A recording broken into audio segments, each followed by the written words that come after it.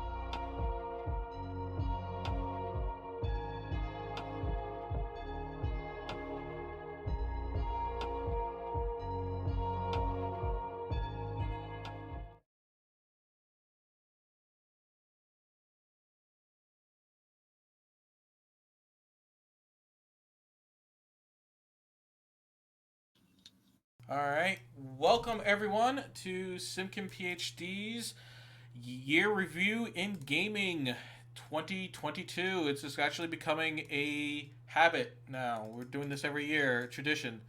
Tradition! All right. And as previous years, I have with me some good friends. First up, we have Soapbox Klotz, Paul Klotz. Say hi. Hey, hello. How are you? I'm doing well. How are you doing over there in the new? At least you're in the States this year, as opposed to be on the other side of the world. Yeah. And then we got and sitting in darkness, stroking your beard. Yep. Light. Are we doing lights or the lights off? Well, okay, lights off. Next off, we have imaginary nomad Philip D. Keating. How are you doing? Hi everyone, I'm great. Thanks for inviting me back, Simkin. I am very glad to have you. Heck yeah. And I'm not. and Neither was my mom. That's why she left me at the fire station. Oh, oof. so is funny it- because so true. Is that what makes this time of year so traumatic, Phil? Well, it's called Seasons Beatings for a reason. Yep. And our third bromigo, HeWhoIsSteve. Steve! How you It's doing? me. Hi, hello. Thank you for having me back again. This is one of my favorite end of year things. All right. Apparently, we have our sound check guy, Beans, telling Phil's coming through the mic, the right mic, a little echoey. That is a little Ichoi, if you would read that correctly. He clearly said Ichoi, Ichoi. which is Thai for great. He sounds great. Terrific. All right. So, this show, we take a look at the year. We every year I've been taking the Wikipedia article for the year in gaming, going over the major beats that I think are important to all of us. And we'll take each beat, we'll talk about it, and then also give our games of the year and talk about what we're looking forward to in the next year. So stick with us as we go over the year in summary. This year, the video game industry saw the lingering effects of COVID 19 start to die down, slowing hardware sales for most of the year, as well as developmental delays for major titles. The industry continued its trends of acquisitions and mergers, highlighted mostly by Microsoft announcing its plan to acquire Activision Blizzard for nearly $69 million. Nice. The industry as a whole still dealt with issues such as workplace harassment and discrimination, and we have a couple stories that we're going to talk about there, as well as crunch periods, leading to at least quality assurance staff at 3 separate studios voting to unionize. Production of the 9th generation console, the PlayStation 5, and the Xbox Series XS remain constrained for the most part. Do you guys have the new generation of consoles, PS5 or Xbox, yet? I do not. I do not either.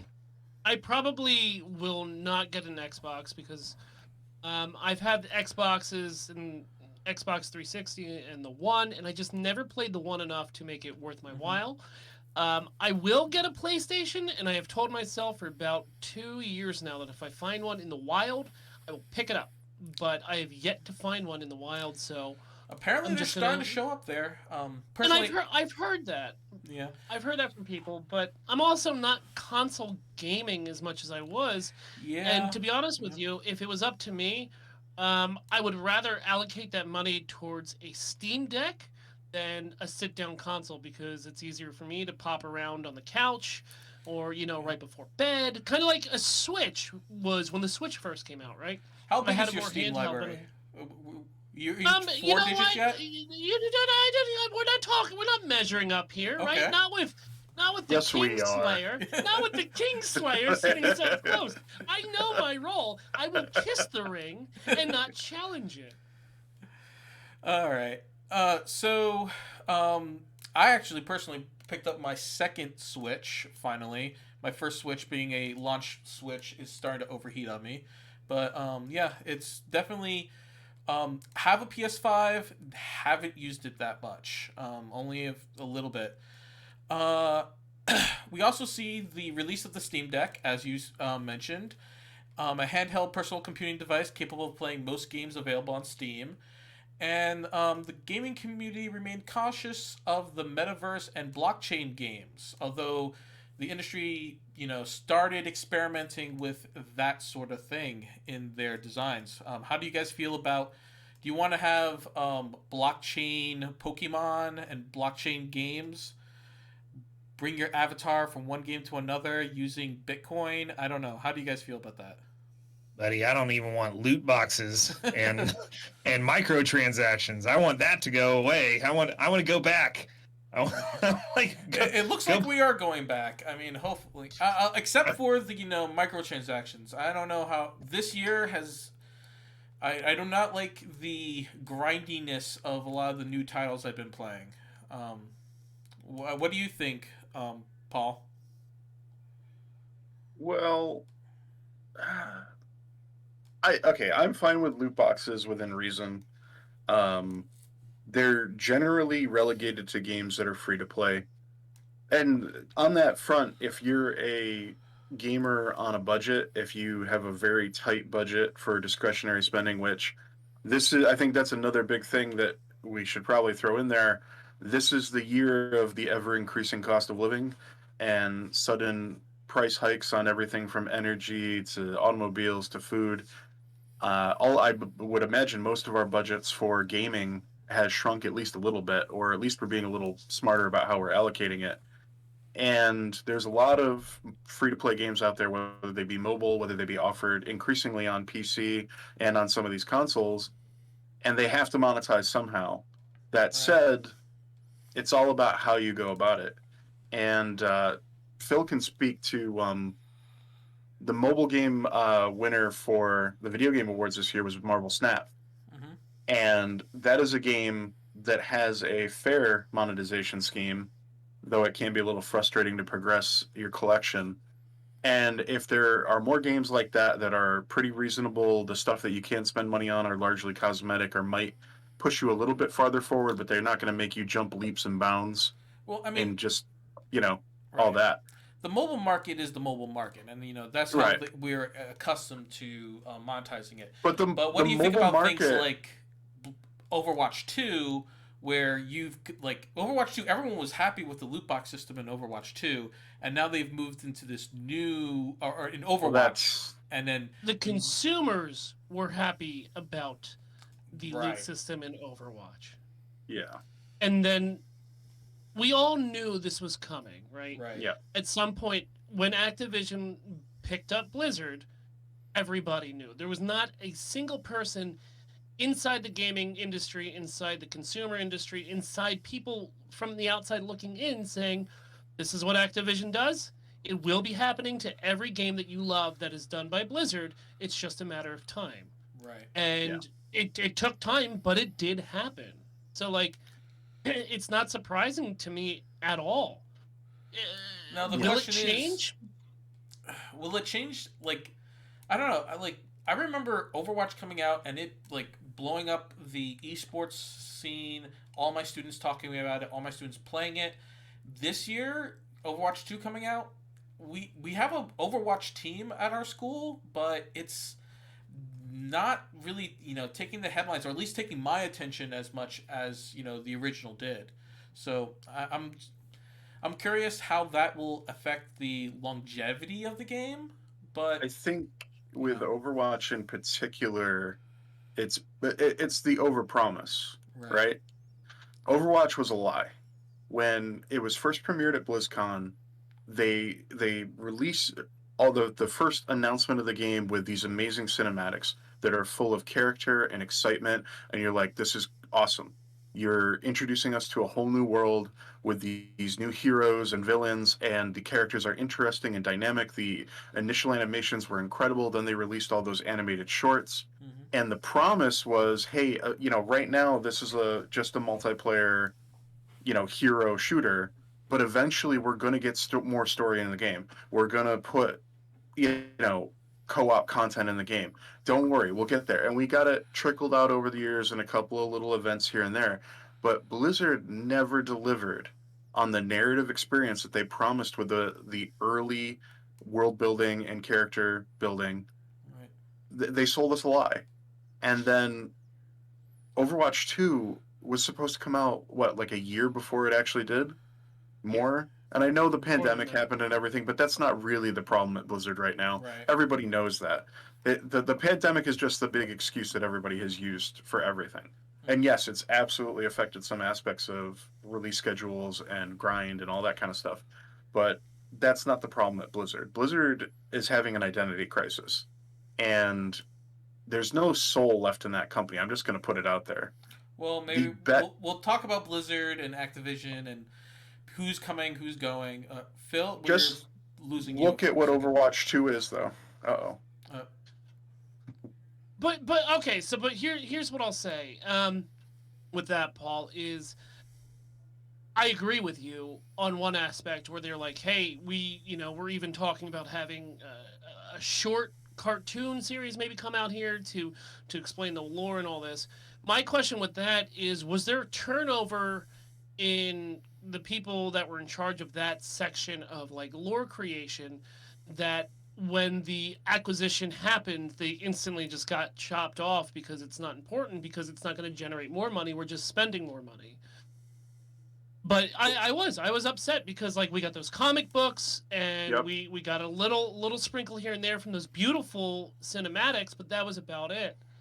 To touch on Overwatch 2 real quick is in the first month when it came out, it had 35 million players logging in every day. I mean, the servers were crashed for weeks. And even as we speak now, there's 33.5 thousand people just watching it on Twitch. So there is a market for this game still, but you're right. I mean, everything that we were hoping would come out of this franchise has just sizzled into a very saturated first-person shooter experience. Okay. Yeah. The Overwatch itself was in maintenance mode for 3 years solid. Right. Until Overwatch 2. And even now, Overwatch 2 has come out, and what has been added? Really? Hardly anything. Well, I mean, we've removed stuff. We've gone from a 6-player game to a 5-player game, but so we and also when the new character came out, it was $10. Yeah. So it's like it's not free like it used to. So they are adding stuff. It's just you got to pay your top dollar to pick it up. And we've gone full Bungie where we're like we're removing content from our massive online game. Yeah, I know that's a completely separate issue, and that's a different axe that I could grind, but yeah, the fact is Blizzard's not alone in this. There are other major companies. We're dealing with this with Bethesda. We're dealing with this with Bungie. We have these titans of this industry, literally titans. Like 15 years ago, these were the best companies in gaming. People just bought everything that they made and loved everything that they made. Everything was a hit. They were crushing it. Halo, one of the greatest franchises of all time. Fallout, though some people who've been around a long time like myself don't think the modern Fallouts were perfect, they were still great, and we loved them. And then the last 5-6 years has just been continued disappointment from these companies. Jump in, Philip. Do you think that this is just the fall of Rome, Paul? Because you have companies like From Software that's putting out bangers, right? Mm-hmm. And they're just first-person, beautiful experiences that, these once big companies used to have a stranglehold on and now have just slipped through their fingers. So do you think this is just, the end of an empire and these other companies that are focusing more on gameplay and consumer enjoyment are going to start taking over and taking, the crown away from these once titans? Well, let's see what Steve has to say. Steve? You either die a hero or you live long enough to see yourself become Electronic Arts. Yep. Oh, pretty much. I mean, yeah. Well, when it comes down to it, I mean, you mentioned FromSoft. I when it comes to next year, I'm looking forward to Hades 2. I mean, that's We're not there yet. yeah, we're not there yet, but I think their niches, their companies in the AAA sense. I think Sony's been Horizon, God of War. They've been kicking out of the park. Anything that comes from their studios has been at least playable. If not the best games they ever did.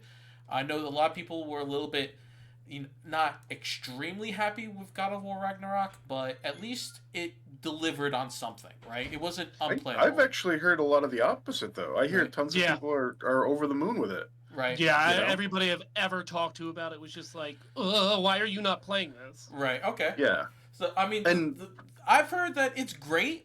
It's just not perfect. Like it didn't exceed the first, is what I heard. That it's really, really good.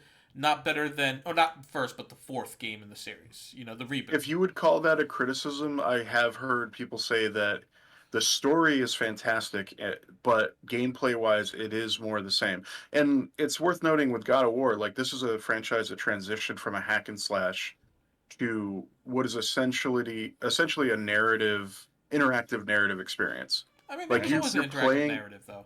Everything that God of War Ragnarok does fantastically, and it does a whole lot of stuff fantastically. None of it is exclusive to video game media. Right. It's performances, it's writing, it's presentation, it's music. The gameplay stuff is good. It is very good, but none of it is exceptional. And now we will cut to a half-an-hour speech by Chris Judge as he accepts his award. Hey man, Hey, let that man, man talk. Let that man talk. Nine Yes. people got the Steam decks off of his speech. So, but I mean, that could be said. Like, Steve, you were talking about how like it's about the narrative and not the gameplay. I mean, that's what made Half-Life so beautiful, right? Absolutely. There's nothing special in Half-Life except the story. Oh, right? I disagree. I think there was a lot of Well- innovative gameplay in Half-Life. Okay, compared to the times, yes. But what Yeah, keeps absolutely. people coming back to Half-Life? What gets you to stream it on your channel? Here we I are. need to 20 know what years later. happens to Gorba Freakman. I But I would need a Alex, part 3 for me to he's stream me. it. I He's also me. I need to know what happens to Dog. It's a I also, good boy. I He's a think good this boy. question, you have to ask yourself, like, what kind of game are you looking for? If you're somebody who's into narrative, look at the JRPG genre, right? Square Enix is another one of the titans of the industry. They've had their ups and they've had their downs. Final Fantasy 15, meh. But Final Fantasy 14 went through a great revival. It's an MMO that has an incredible story. Some of their other games that they've put out have been very well received, like some of the like Octopath and such. And they're bringing back some of their classics. They're doing ports with modern localization and everything, and those are going over well. So it's a question of like, are the mechanics rock solid? Is the story rock solid, or both? I imagine it's probably pretty difficult in this day and age to get a game out on schedule and have both. But if you nail it on atmosphere and story and get people on that, the gameplay doesn't have to be perfect. It just has to be good enough. Well, and I want to walk back what I said earlier a little bit. I said it doesn't do anything exclusive to video games, or anything exceptional exclusive to video games. I think it uses the medium of video games to tell a story in a way that wouldn't be possible necessarily with a less interactive medium. And what I mean by that is not necessarily using the mechanics or in like a way like say like Brothers, which actually utilize the mechanics in a way to contribute to the story, right? What I mean is it uses so much of your time, it makes so much use of its time. People have come up to a point where they like to complain about the Sony hidden loading screens, right? Like, oh, I'm going through a tunnel, right? But it doesn't. Unlike a lot of previous games, in that sort of Sony vein, right? Your Uncharted's, your Last of Us, that sort of thing. It fills all of that time in a way that wouldn't be possible with a conventional loading screen by giving you extra dialogue, by giving you extra characterization that is meaningful and completely optional. Like they didn't have to do it, but they put it in there, and you end up having this super long, super heavily characterized and fleshed out, 30-hour narrative if you want to go out there and find it in a way that wouldn't really be possible outside of just filming scenes of people walking in a television show, and you'd be complaining, well, this whole show is just people walking. You know? Right. So I think they've really found a way to put a narrative into a video game in a way that fits really, really well with the video game. Well, I mean, if you do that too much, you're going to end up like Kojima, which obviously wants to make movies and not video games, right? Oh, well, I'm talking about while you're walking, while you're doing exploration, while you're doing combat. Like Yeah, I mean, these are things that are happening at the same time. Like not just 12-hour cutscenes like the end of Metal Gear Solid 2, you know? Like, but I mean, you can sit down and listen to And Kratos 4. and 4. What is the head called again? I'm sorry, his It's the sorting hat. Oh, Mimir? Mimir. Yeah, Mimir is, you can listen to them chat for hours, and you can't, and you literally do, right? And Oh yeah. but Yeah, I could listen to that guy read a phone book, dude. exactly. All right, let's get on with the timeline review and actually go back to 1 year ago, January 18th. And we have the one big story of this year. Microsoft announced its intent to acquire Activision Blizzard for $69 billion. And we're 1 year later, and it hasn't happened yet. Even the government's getting involved and saying they might stop the acquisition because of monopoly. So what do you guys think of this? Do you think Microsoft should be allowed to buy Activision Blizzard? Yes. Yep. Sure. Yeah, maybe they'll make it a company that I'll actually be willing to spend money on again. Yeah. 100%. Paul, please. Well, I was just going to say, I think we all know, most people who are interested in tech and internet and the cultures around them, we understand that our governments are very draconian in their approach to tech. They don't understand what they're talking about. We know that. They look at this, they see two big companies smashing together. They're thinking, oh, that's not a monopoly. There's no way that these two companies coming together is going to keep all of the Japanese developers from putting out their games, or all of the European developers from putting out their games, or even the other American and North American, Canadian developers from putting out their games. There is no way that Microsoft acquiring Activision Blizzard is going to blot out the sun, especially in 2022, 2023, the era of where a good indie game can make AAA games their bitch. Like, anybody with the know-how, at least as far as word of mouth and overall success on scale. I mean, overall success. I mean, there's logarithmic scales here, right? Like, I don't think any indie companies making them dollar amounts that, say, Call of Duty Modern Warfare is making. And who cares about that other than investors in Activision Blizzard? Or people who work for Activision Blizzard. The majority of people are probably going to be playing that game, right? I mean, but that doesn't make those indie games any less successful on scale. Well, and I think a point Paul is trying to make here that I completely agree with is it's so much more accessible and easy to break into the market as a small creator in video gaming than basically any other industry, right? Like, the government wasn't talking about. Well, they were. I would say so. I would say the government didn't make a big fuss over Disney acquiring Fox. But if I go out and make a television series, I guarantee you it's a lot harder for me to make a successful television series than it was for the guys that made Hades to have the success they had. Or Stardew Valley. I mean, Stardew Valley. Or Minecraft. Yeah, but I mean, self-publishing. Or Cuphead. Publishing, I would give you guys that. But, these are not... Hollow Knight. I think I can keep the question out is not successful indie games. I'm not saying indie games aren't successful, or indie games will be blocked out by these big corporations. I'm not saying that at all. Or in the blind forest. The question is, when you have one company having both distributing and selling the hardware with the Xbox and with PCs with their gaming pass, and like, are you going to be spending up to $70 per title, um, or pay $10 a month for a gaming pass, right? Well, And okay, but that's the how thing. does those numbers mess with the market? Microsoft has one goal. It's to literally make money. So like Sony is upset about this acquisition, right? Because in their mindset, they're the only ones who still, next to Nintendo's IP, still give a crap about Thank you. console exclusives.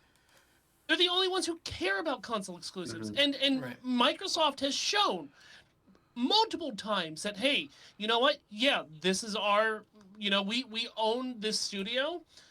We're going to let them do their own thing, and they can put it out wherever they want.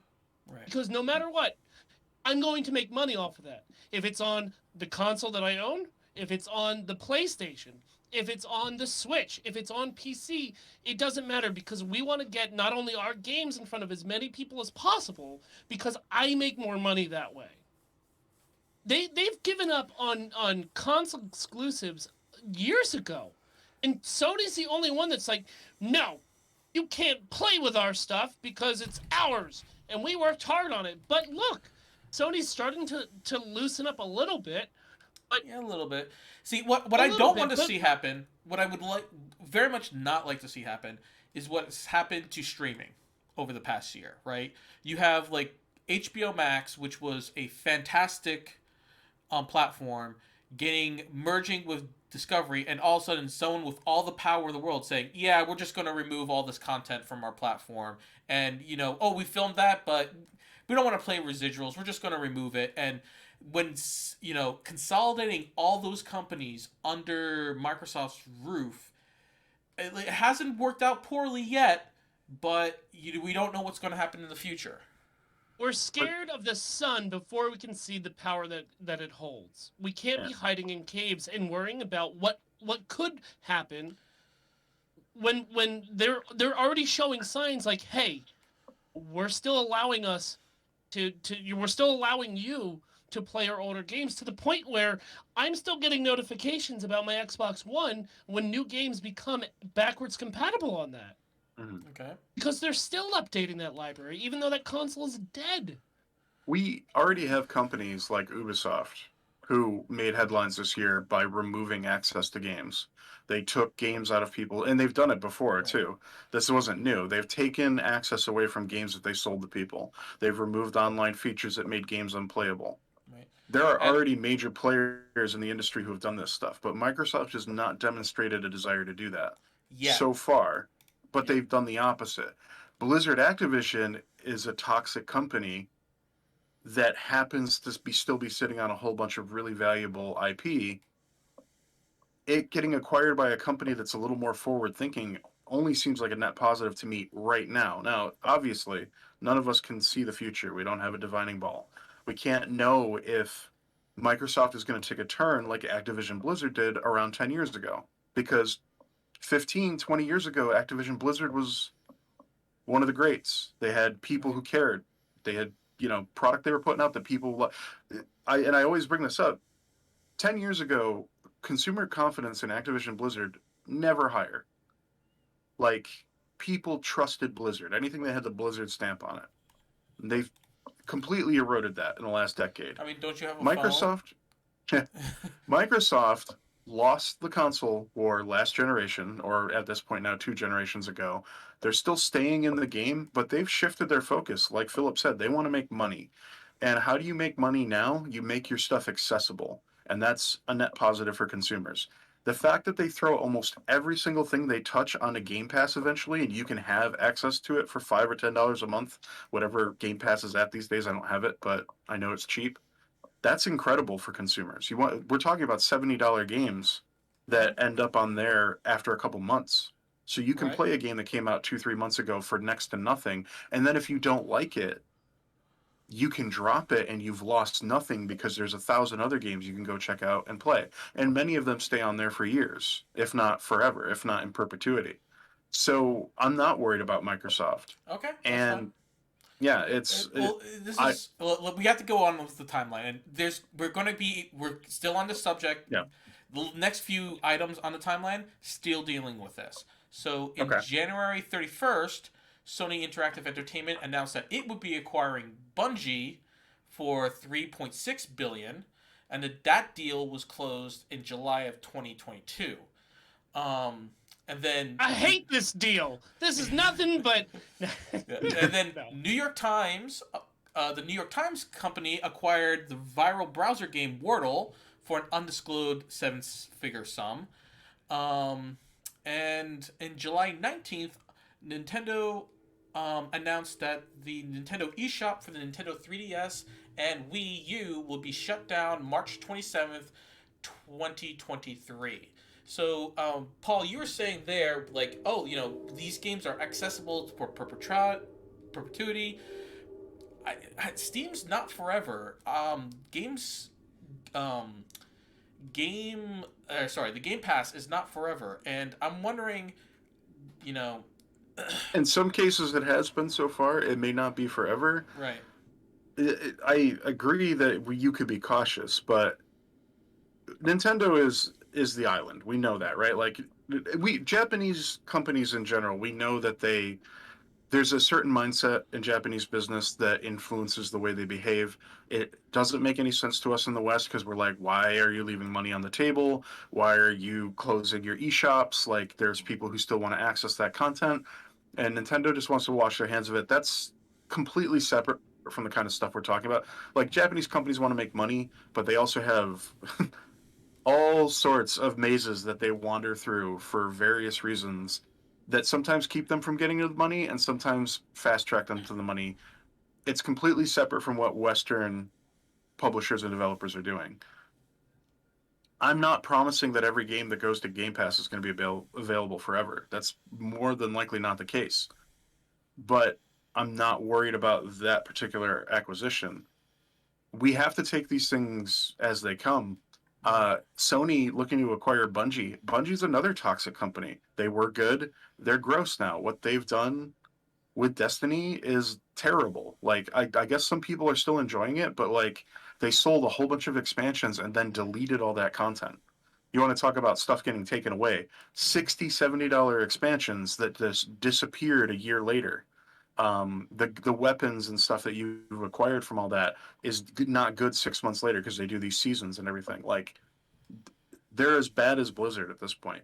We need companies who have a little bit of a longer vision and maybe perhaps a wider umbrella that can sustain a little bit of temporary loss or hardship to pick up some of these companies and get them back on the honest track, because they're bleeding their customers dry in the name of just like that endless pursuit of profit, but their games are suffering tremendously. It's Well, I mean, if Microsoft can enable people to do better, I'm behind it. If they take a turn, then I'm against it. Yep. But they haven't so far. Well, we'll see what happens. All right, and then next up we have our in memoriam. Nintendo is anti-consumer. Yep. Yeah, I would agree with that, Phil.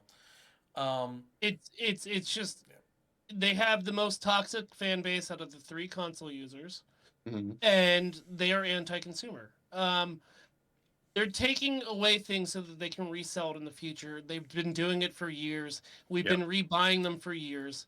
They and don't we'll continue care. to, probably. Yeah, I mean, literally, when this came out on July 19th, I marked March 27th on my calendar so that I can go in there and download and buy the things that I want before they're gone forever, because I don't know what special edition Zelda is going to come out that will have all the GBS or GBA and the DS games. They're all on the Wii U shop right now. They should be on the Switch shop, but they're not, because they want to sell it to me in a package that costs more money than it's worth with a bad online service. All right, let's move on to the next section. Okay. We're going to talk about those who have passed away this year. First up, well, E3 was canceled, and it probably is never going to be run again. I don't think.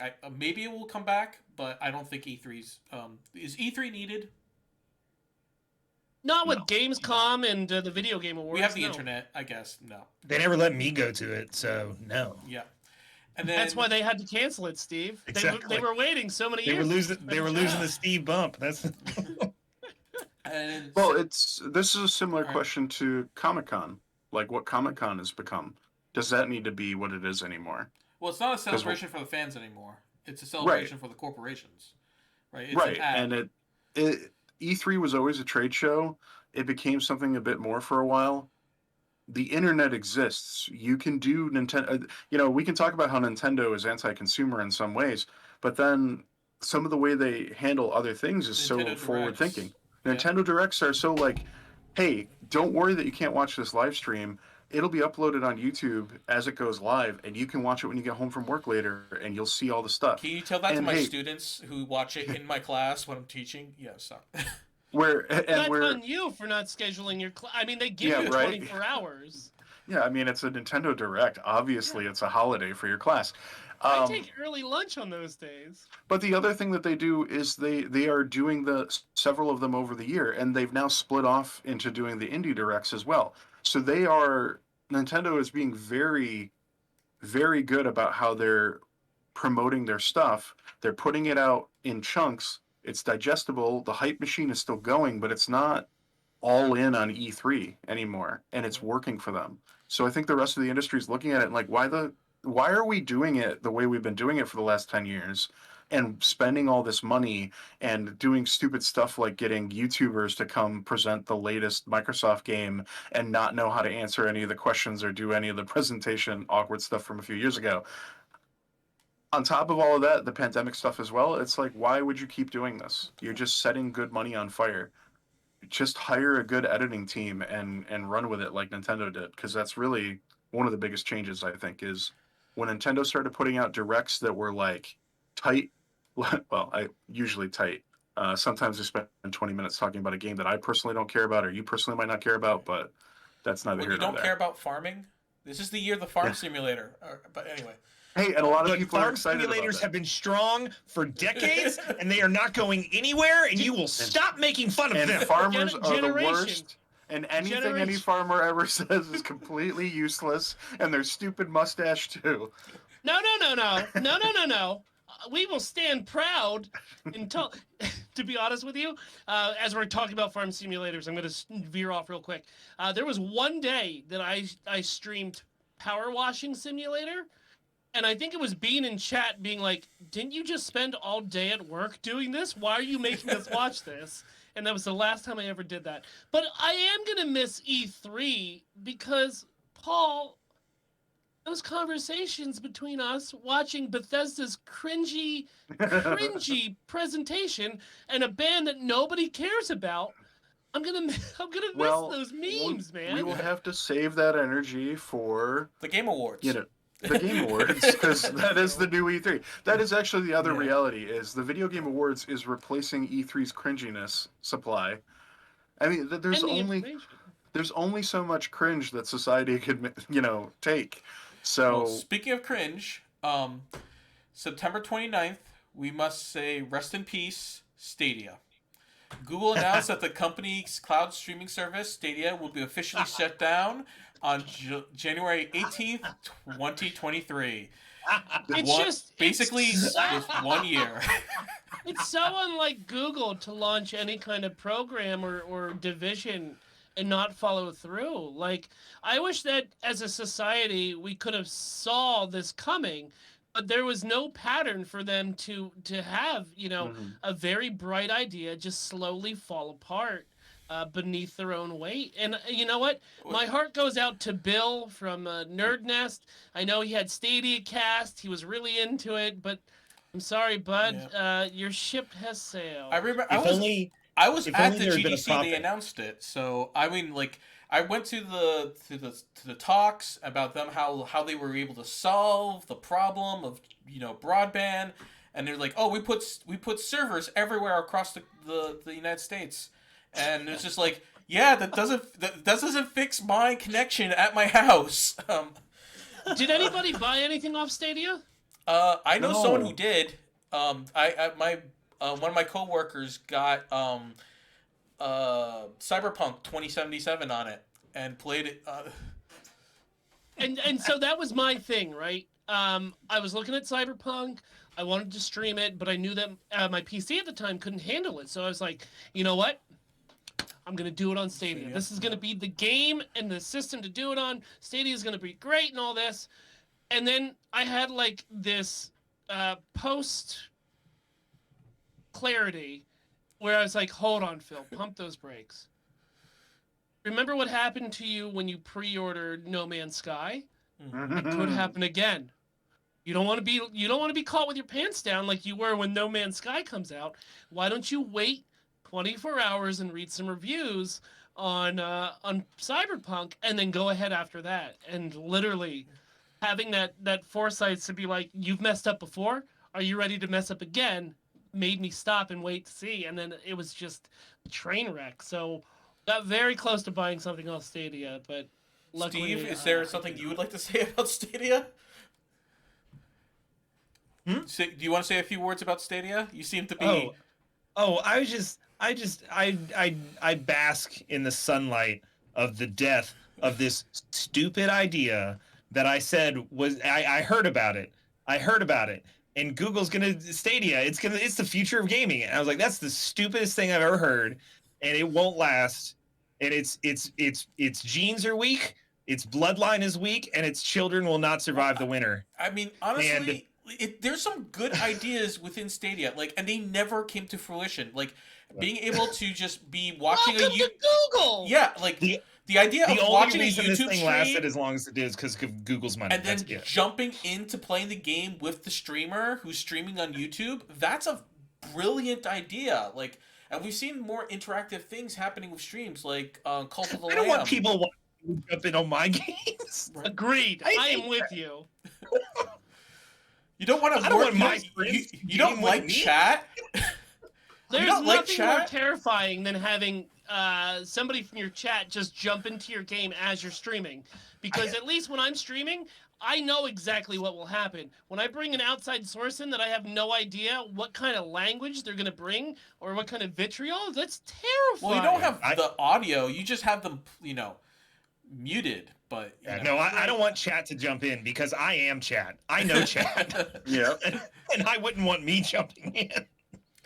All right. So, also, final, adjacent to the industry, rest in peace, again, G4. G4, the second incarnation of the gaming-focused TV network, was shut down by parent Comcast less than a year after its relaunch.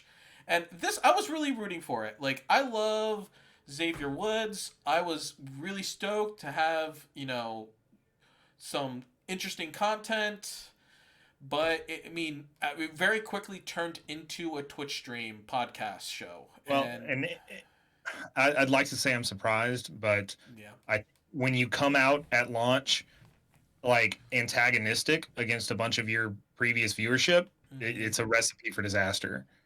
Right. No matter how well-intentioned it might be. So, did any of you watch very much of it? Zero. Okay. And I was a G4 fanboy.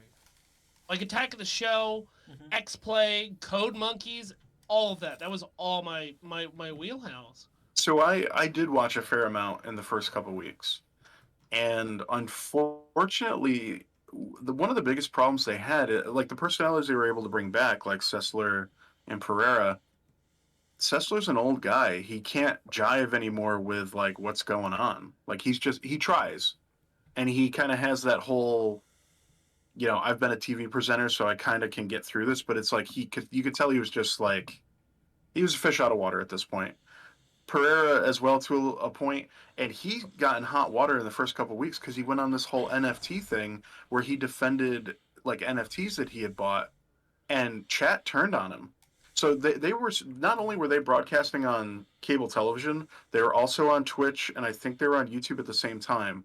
And the chats on Twitch and YouTube turned on them live and were like, why is he shilling NFTs? And then they try to do a follow-up segment. Kevin was off that show so quickly. He tried to double down and defend it even further and be like, oh, people just don't understand the technology. And they literally made him stop talking about it live on air.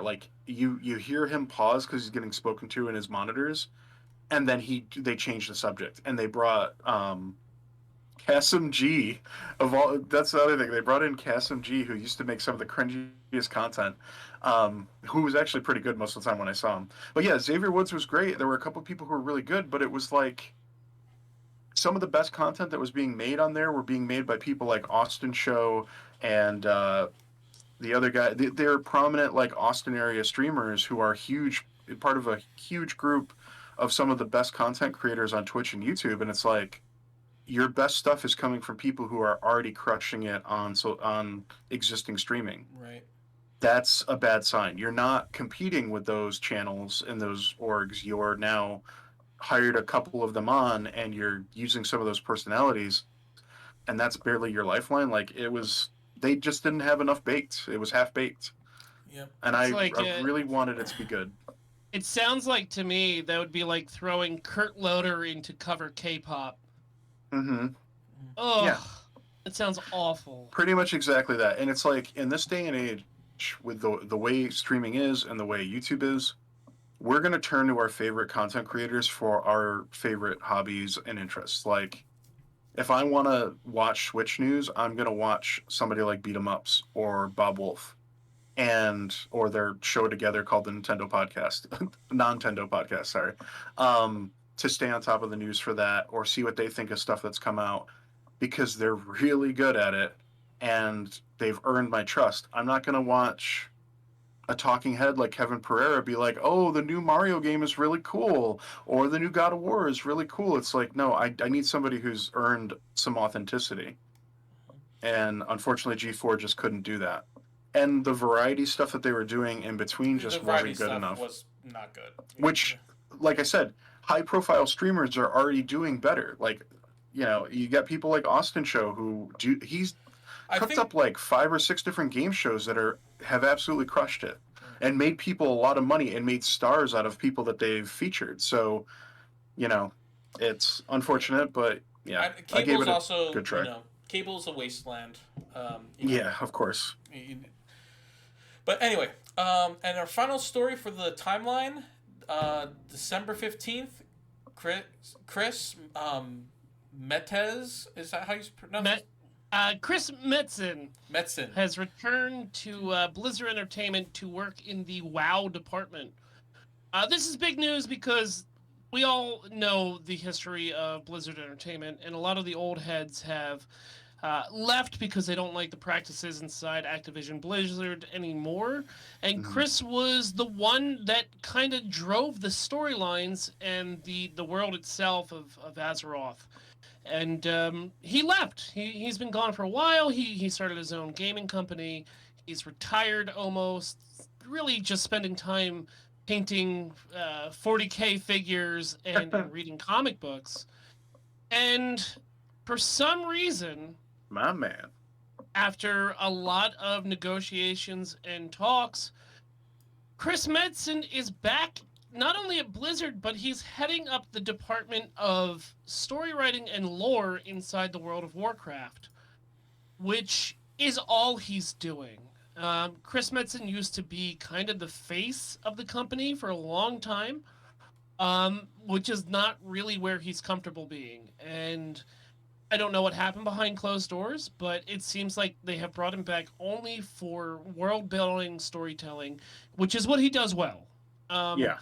You could say anything you want about the company. You can even say anything you want about his involvement with, or let's say non-involvement, where he should have been involved with things that happened in the workplace while he was there. But the man can write good storylines and build wonderful worlds, and that is what they brought him back for. It's also exciting because they just came out with a new expansion about a couple weeks ago from this recording, which means whatever the next expansion for the World of Warcraft will be, he's at the ground floor for it. But so, Phil, I'm just going to interject one thing here. MMOs are a millennial medium. I asked my students this year, not a single one plays any MMOs anymore.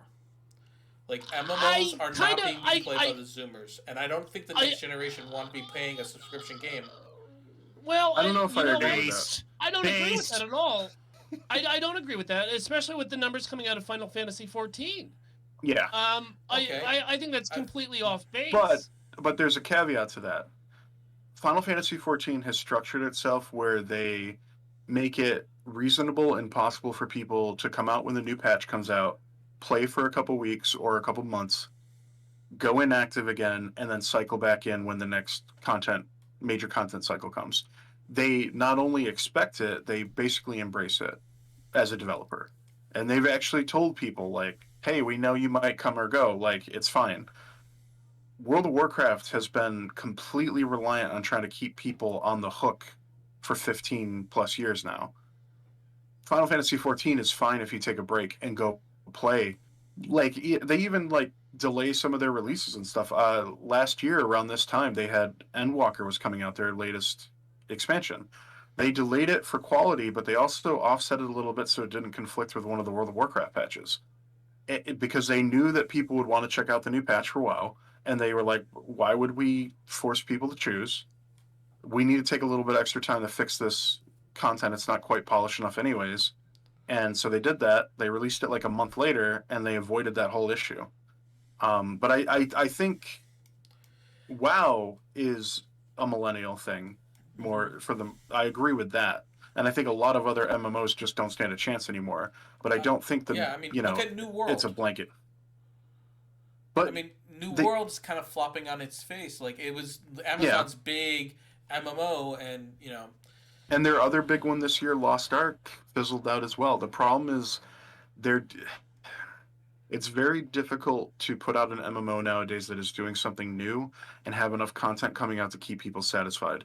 You have to know that people are going to jump games now. Yeah, well, People are it's going to also- play. How are you going to compete with Fortnite, right? It's two different customer base. To a certain extent, To a but certain extent, but I mean, you know, I think the next generation. I'm not talking like millennials. Millennials will play WoW. Millennials will play MMOs for that nostalgia feeling to a certain extent. But the Zoomers are not playing these games. They want to have their battle arenas. They want to have their battle royales. they're playing what And- their friends are playing. Right. Probably. Exactly. And they're going to continue playing Minecraft. Yeah.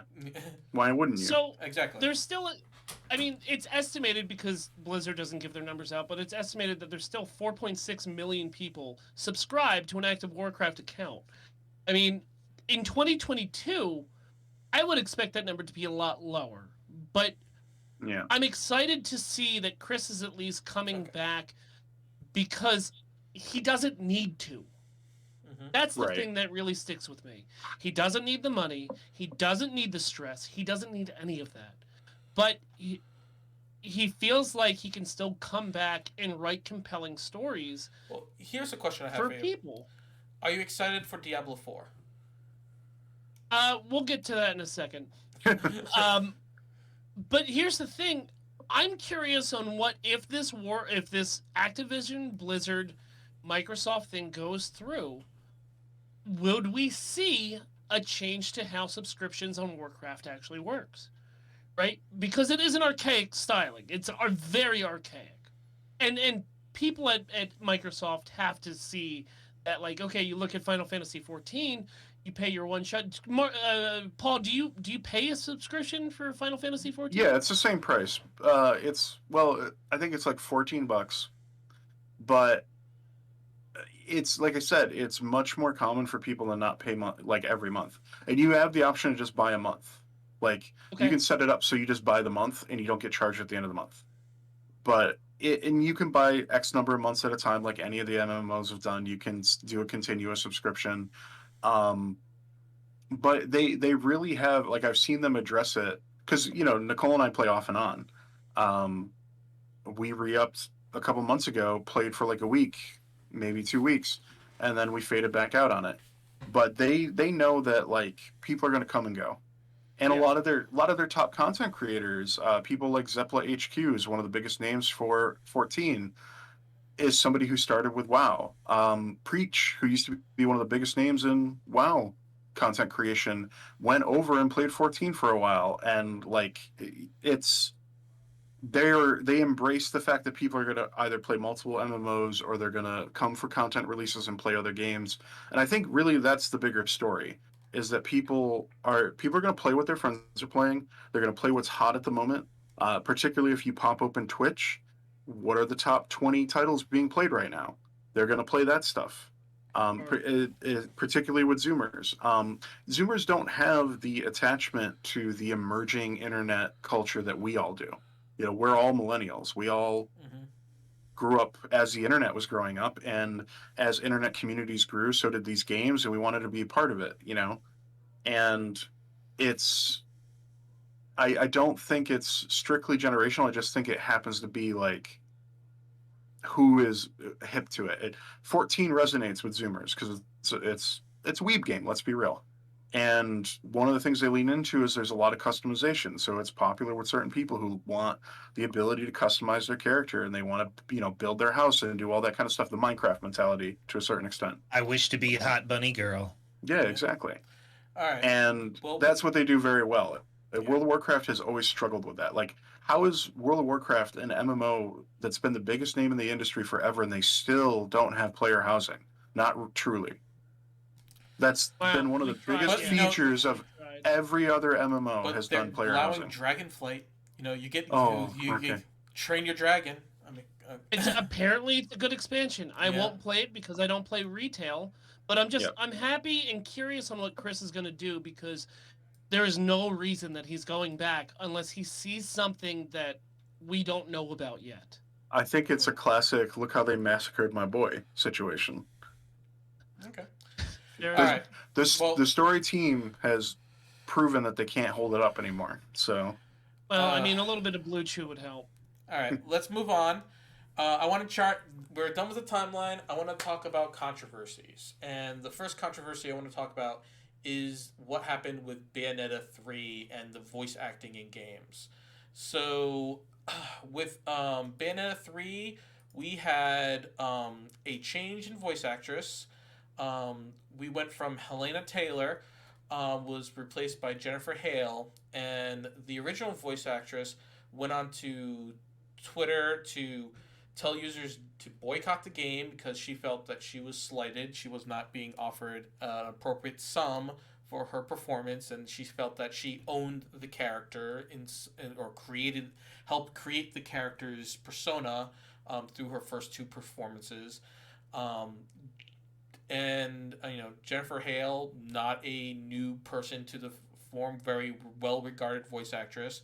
Literally one of the goats. One of the goats, And, it was later revealed that she was offered, up to $15K for her performance. They were offering her about $5,000 per session and up to 3 sessions to do the recording. And so her lack of forthcoming about that made people felt that she was lying about it, or at least not, lying by omission. And it became a larger discussion about, what should voice actors get paid in the games industry? Should they be getting rates like they do for other mediums which they work, like animation or movies? They can get residuals there. They can't get residuals for video games. And so what do you guys think about this story when it came out? I'll jump in. I followed it kind of loosely. I was not at all surprised when we found out that the original voice actress was embellishing a bit. Mm-hmm. I think, I know Philip and I have discussed this on prior podcasts, like voice actors are fighting to get fair compensation, treated properly. Like there's so many, and it's obviously not just video games, it's animation, it's everything. We rely on voice actors so much more than we ever did in the past, and they are driving a lot of these franchises just as much as any on-screen talent is in many cases. Mm-hmm. Do I think they should be taken care of? Yes, absolutely. In this case, I just don't think this sounds like a failure of her representation to negotiate on her behalf, or maybe she was representing herself in negotiations. Yeah. I imagine Jennifer Hale got a lot more money than $15K, She's a huge name. And that's the thing, like the whole, oh, they weren't willing to pay me enough thing doesn't check out when they transition to a much bigger name than you. Well, and I'll give her full credit for creatively contributing to that character and contributing to their persona and how they're represented on the screen. But in the same way, I might not play if they announced that Chris Judge wasn't going to play Kratos anymore. I might not play the next God of War game. People ain't coming to Bayonetta for the cutscenes. Like, I mean, maybe some of them are, but the ones that are doing that are just watching them on YouTube. If they're coming to the cutscenes, they're not coming for the audio. Well, okay, phrasing, boys, phrasing. Nothing. That was Paul. I was being good. No, but there are game franchises in which the actors are draws, sure, but for the vast majority of games and franchises, regardless of whether they have voice acting or not, people aren't coming to see the next Jennifer Hale game. They're coming to play Metroid Prime 4. Yeah. Well, but I mean, when you see a name like Jennifer Hale, you know you're just going to get a solid performance. That's the difference. Fair enough. But, Absolutely. But then again, like, what if this is a character that's not going to get a repeat title, but is still part of one of the largest media releases of all time, like the voice actor for Grand Theft Auto 4, right? He only got a couple $1,000 for his voice performance, but it's one of the biggest. That game made billions in revenue, right? I can do you one better. The original voice actress that did Siri got paid like essentially scale. Yep. And her voice got put on millions of devices the world over and became iconic like overnight. Right, but she didn't win an Oscar for performance. Right. And I'm not saying anybody could have done that, but a whole lot of people could have done that. Sure. Yeah. Okay. Yeah, I think this was a bit of a nothing burger in this particular case. I really do think that voice actors, they should be represented by unions. Unions should be involved in the video game side. If they're not, or they should be involved more, negotiation should be a little more favorable. But you also have to ask yourself how much time. I've heard that a lot of voice actors don't want to do video games anymore because it takes too much. Right. It's a lot of work. It's more work than doing a show or a movie or something. Correct. Because you have to do all this. The oohs and ahs, and you got to do the screaming and And then if it's multiple branches, I have to record audio for this. I have to record audio for that. Right. And if you're putting your voice through all of that abuse, it's an instrument, but it's an instrument that has to have time to heal. So you should probably be paid more than you're already being paid. But also, I don't think anybody was going to boycott Bayonetta 3. Like, I know I saw a few people say they did, but then it went on sale for $45 during Black Friday. The sales numbers show that the boycott worked. I mean, they didn't even sell 500,000 copies of that game. But for me, it just didn't sit right when it first dropped, right? Mm-hmm. It felt a little, okay. If it was a big deal while it was happening, why am I just hearing about it a couple days before release? Right.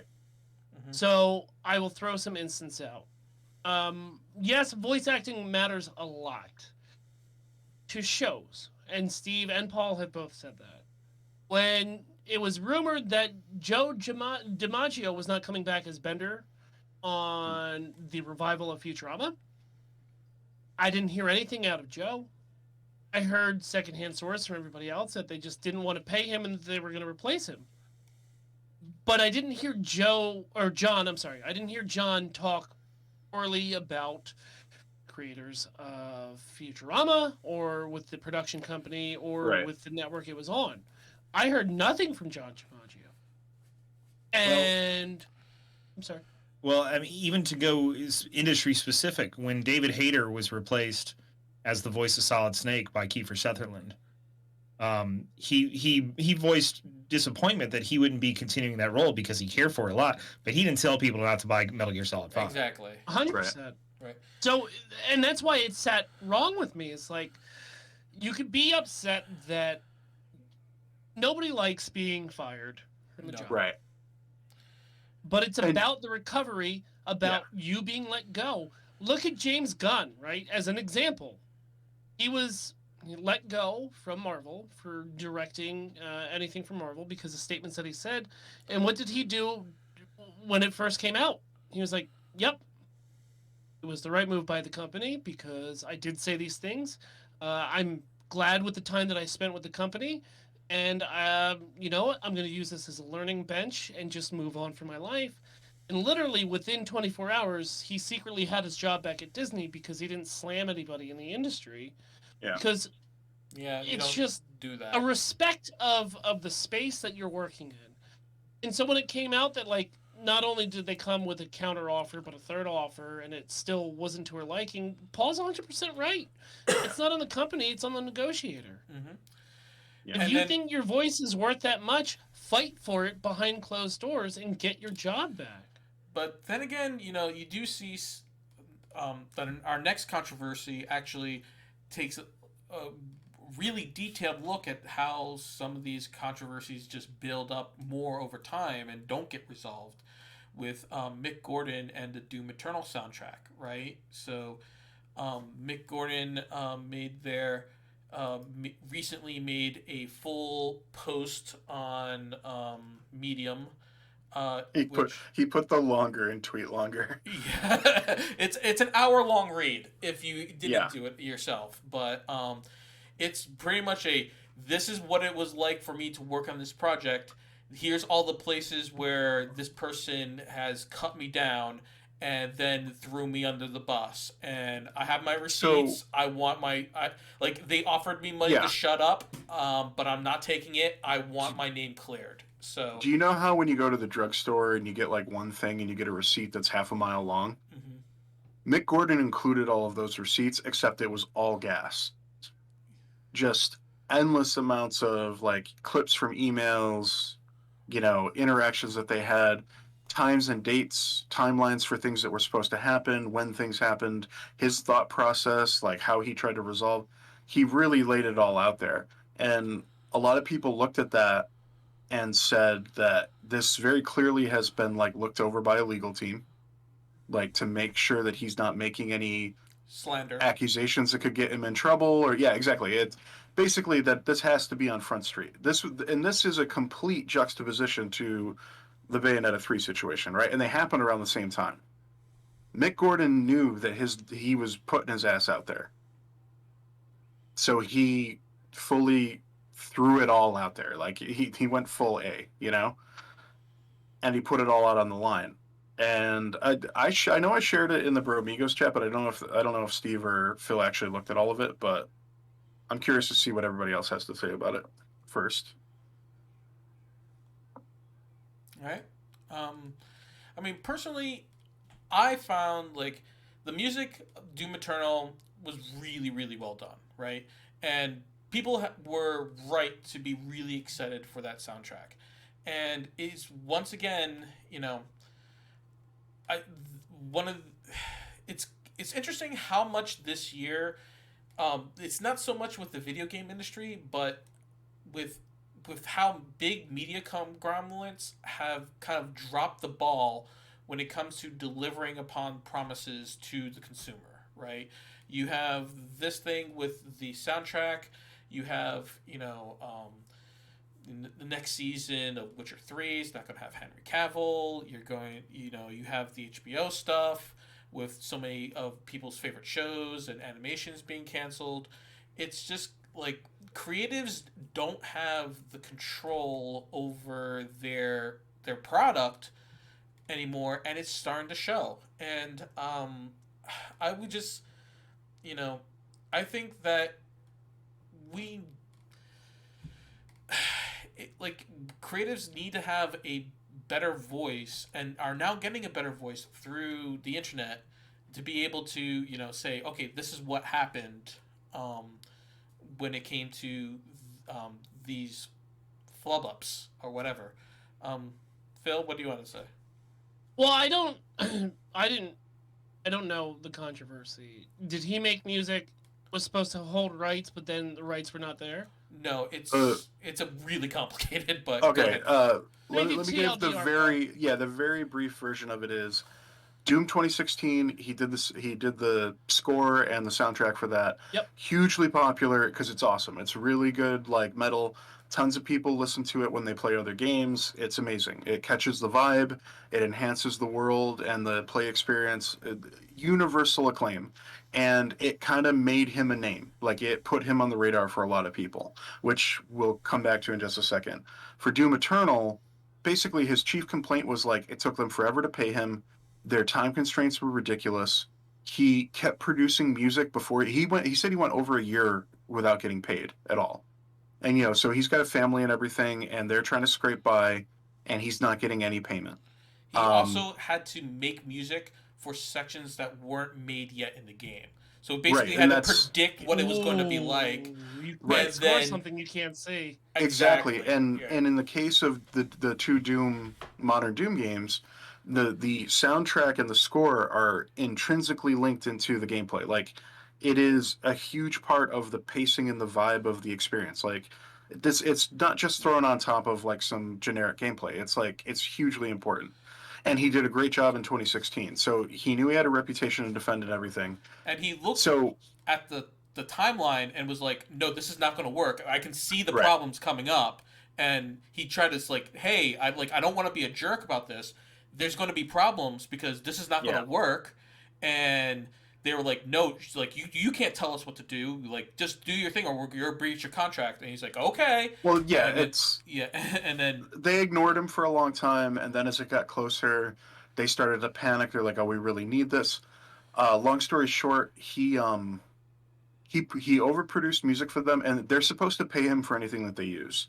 And X amount is supposed to be allocated for the score. If they need to use any of the extra, they have the right to decide on prior stuff that he submitted and use it if they want to, but they have to pay him for it.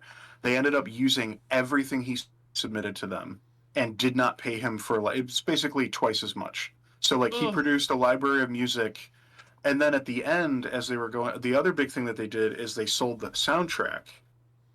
that They did like a pre-sale thing, and they attached his name to it, and they hadn't discussed the soundtrack with him, or so he was doing the score. They hadn't discussed the soundtrack. He was just barely going to get the score done in time, and they announced a release date and a price for it and had his name all over it, and they hadn't even discussed it, let alone come up with a contract. or engineered any. Jeez. It was very Right, he poorly had done worked no on. prep work for it or anything, and they made him like give his stems over to some clown that worked at id's offices, who was like doing a real hack job, who wasn't even melding, he wasn't even like beat matching or anything like that properly. Like it was a mess. And yeah, long story short, like the big takeaway was there were a couple people at id that thought that his name had become too big, and people kept talking about Mick Gordon and not id Software and Doom. Rather, he was becoming too much of a personality, and they didn't like that, but they still wanted the product aspect. They were trying to use the legal loopholes they had available to kind of like get more out of him and everything, and it just is a And he huge has the mess. paper on all this? He has, yeah, I mean, he has Oh! emails. He has emails Yum, with yum, yum, some info yum. Well, redacted. though the big thing was that the producer at id that he had was having beef with, basically when the soundtrack came out and everyone was angry about it, threw him specifically under the bus. It said it was his fault. And then he put a huge Reddit post out where he slammed Mick and slandered his name. Yeah, and so And the Reddit post got a whole bunch of people really mad. And then eventually, Mick successfully got one of the mods, like he appealed to the mods to get it removed. Apparently, they figured out who one of the mods was and sent their legal team at them because it got reinstated after the fact. Like they had removed the post, it got put back up. It's a whole. Yeah, That's it's a why whole I've heard and worked for toxic work environment, but this is it's really bad. yeah. yeah, It does that's not paint a rough. positive picture of id Software or Bethesda at all, or ZeniMax rather. Yeah, Um, because Bethesda only they were the distribution, right? They Right, had it nothing was- like for The production or primary anything. development was being done by id with some oversight from ZeniMax because they're the parent company. But Yeah, yeah, it's a nasty story. and it's And still going on as we oh record yeah, Yeah. tonight. Okay. Yep. Well, I look forward to a year in review 2023 when it's still not resolved, so Right. that we can cover in 2024. yeah, and 2024 perhaps we'll get to see him with his big Ed McMahon check. Yeah. Because I mean, Publisher clearinghouse check where he just has 2 thumbs up. if It any probably of won't the happen. receipts, if any of the receipts he threw out there have any validity, which I believe he wouldn't have put them out there as extensively as he did if they didn't, it's a slam dunk in court eventually. Yeah. They just Yeah, it's yeah. going to be a You matter gotta of it think getting it- resolved. You know, hopefully, you know. Well, the man that Yeah. smart, he would check his legal team before he made any kind of Yeah, it was Yeah. a very chess move. it was a very stark difference between the Bayonetta story and the Doom Eternal soundtrack story. Yeah. You know, very, very different approaches to being slighted by the industry. But anyway, I want to start wrapping up here, so I want to go into our personal games of the year, and I'll go ahead and start. Personally, I think the Game Awards got it right. Elden Ring was probably my favorite game of the year. It was my first Souls born game. I played it for many an hour. It's probably the main reason my PlayStation 5 got any use out of it this year. I played it on the console. It really opened my eyes out to what a sandbox should be. In terms of an open world gameplay. It is by far no other open world game has as much content in it as Elden Ring, and it is, you know, even if you're scared about the difficulty, trust me, you know, go into it, play it. It's going to be fine. You will have a good time in the game. And then my game I was most, I guess, disappointed by would have to be Stray. It's not a bad game, but it was essentially a hallway simulator. Really fun to play in front of my daughter. Really kind of cool to see the cat animations, but very, very shallow in the end. Was really looking forward to something more. I think, Untitled Goose Game. I absolutely love Untitled Goose Game, and it's Untitled Goose Game is much shorter, but I think Untitled Goose Game was a much better animal game than Stray. So those are my 2 mentions of the year. Let's go to Steve. Steve, what have you played this year? What were you excited about? What were you disappointed by? Well, considering what I said earlier, I don't think it would surprise anybody that one of my top games of the year is God of War Ragnarok. For all of y'all already know, anybody watching who doesn't know me, very charitably to myself, I'm very particular about the media that I consume and that I call good.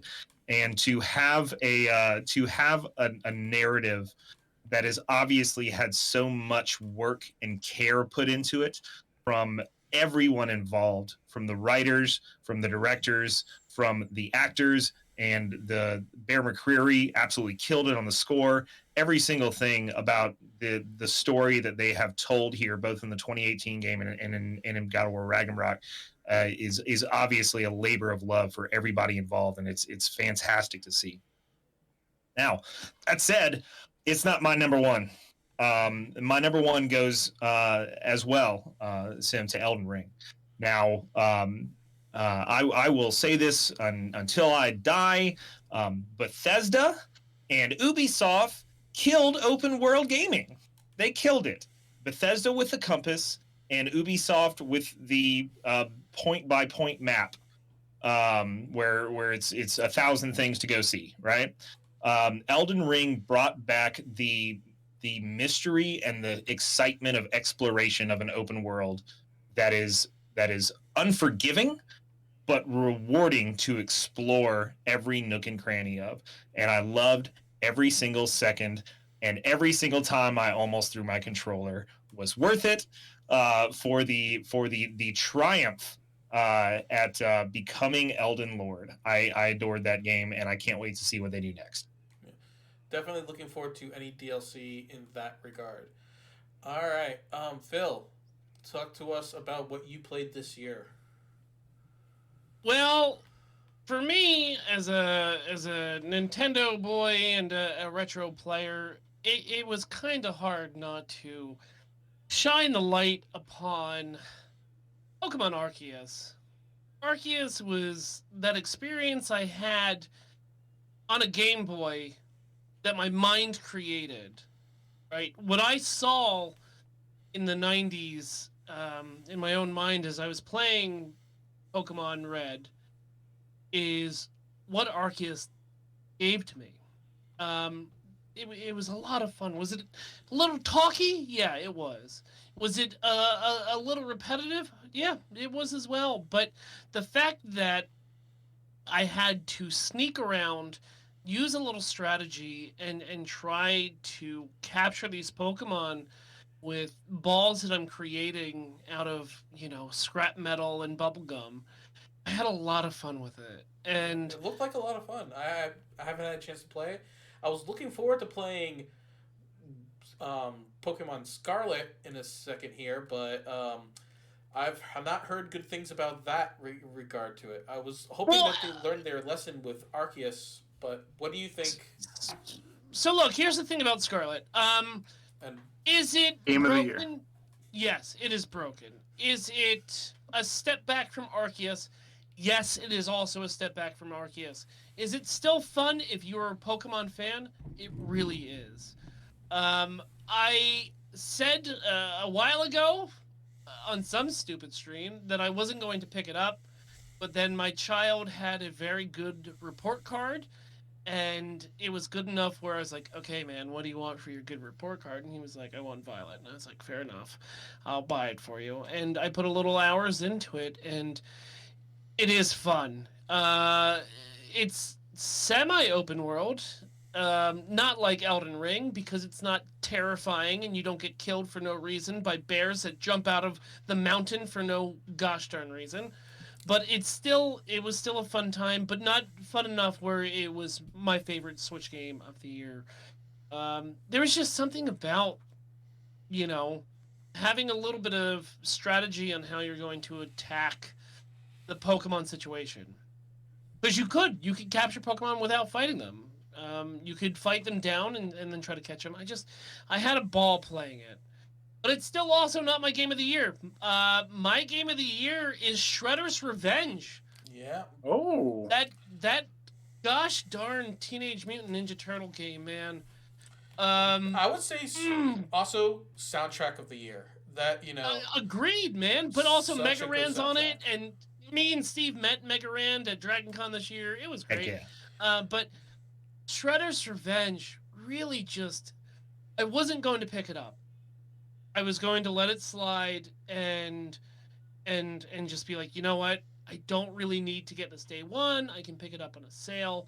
And then Chris Wisdom hit me up and said, you need this more than you know. And I said, I trust you, man. So I picked it up, and my first playthrough was on stream, and it was almost on the verge of tears because of how much of an homage and a love letter to not only the arcade game of Ninja Turtles, but also the television show as well. And somehow they managed to keep that feel of arcade with showing little Easter eggs and fan service, but not putting it in your face, Star Wars. Just doing a great job with it. And then what even tipped it off for my game of the year is me and the 6-year-old just went ham on it, right? And just being able to drop in, drop out. And it was funny because I beat the game on stream, and he comes home, he's like, hold on, who's this guy with hockey sticks and like a hockey mask? Who's this? And I was like, oh, sit down, bud. We're about to have fun. So Shredder's Revenge is my game of the year.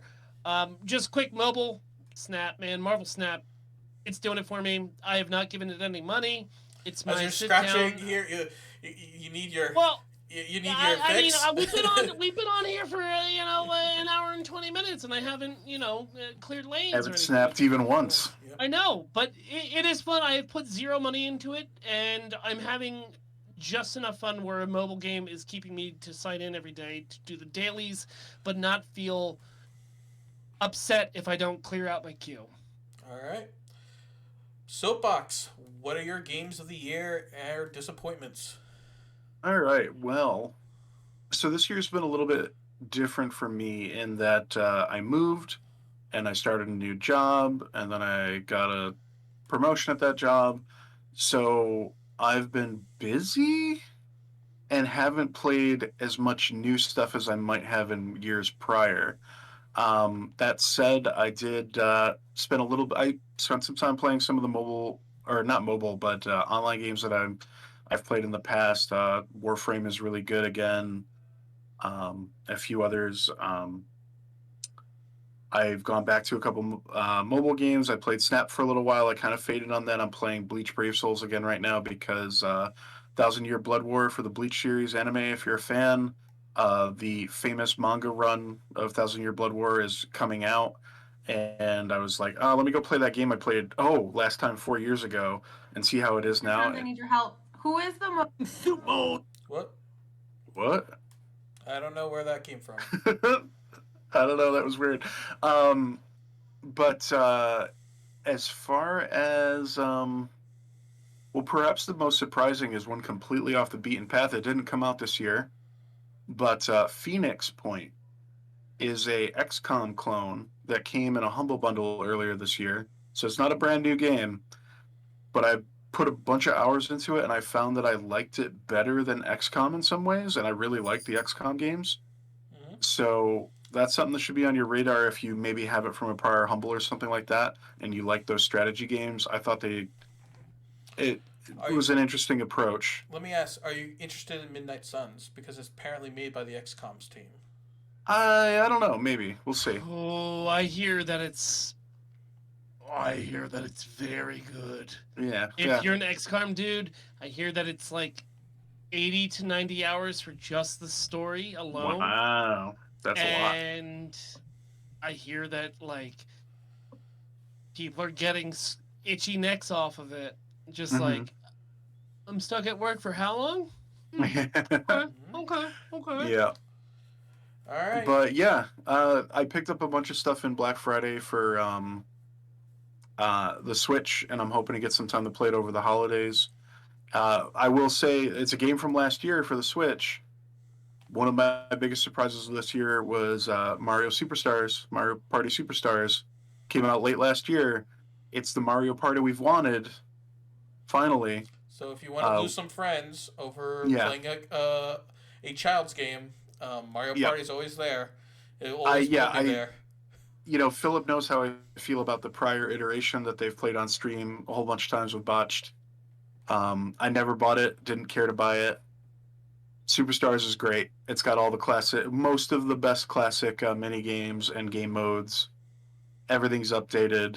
It feels real good. It's as if they're just, recycling old content? Mm-hmm. You know what, though? I'll take it. I'd rather have them recycle all of the old content from like 8 old games into one new purchase and have it be good than have them put out a half-assed effort of a new iteration that's just like whatever. Doing it half-assed is what Nintendo does best. I know. All right, so really quick, last minute here. What are your biggest most anticipated game of next year? Steve. Tears of the Kingdom. All right, Phil. System Shock. All right. Or Outlast Trials. Okay. Paul. Warhammer 40k Darktide, because even though it came out like a month ago, I haven't had time to play it. I wonder what I'll be doing after stream. And for me, I'm looking forward to Hades 2, and I think there's also Sea of Stars. I put that for the Kickstarter. I want my Super NES RPG. I hope that finally gets off its butt and gets released. All right. Yeah, somebody Right on. bought me System Shock Remastered years ago, and it apparently is coming out next year. So Oh, and also Dell mentioned Silk Song. Looking forward to Silk Song whenever that gets dropped, if it ever does. So we'll talk about those next year at the next review. Thank you, everyone, for sticking with us for an hour and a half of a couple nerds talking about their year. And will you guys join me next year? Sure. yeah, Sure. Absolutely. I think I'm contractually obligated. I'm just here so I don't get fined. Okay. Yeah. Yeah. We're talking You're about doing your practice. service. We applaud you for your service. All right, guys. No, I'll stolen take that valor. I'll take that valor. All right. I meant it more like community service for the crimes you committed, but we'll do it that way as well. I have never been charged for anything yet. Yeah. That they know of. Yet. Yet. All right, everyone. Hope you had fun watching us, and we'll see you next year.